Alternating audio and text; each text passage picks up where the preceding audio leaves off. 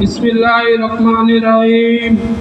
নয়ন মেলিয়া দেখিনি চাইয়া মরণ আমার তো কাছে হায়। নয়ন মেলিয়া দেখিনি চাইয়া মরণ আমার তো কাছে হায়।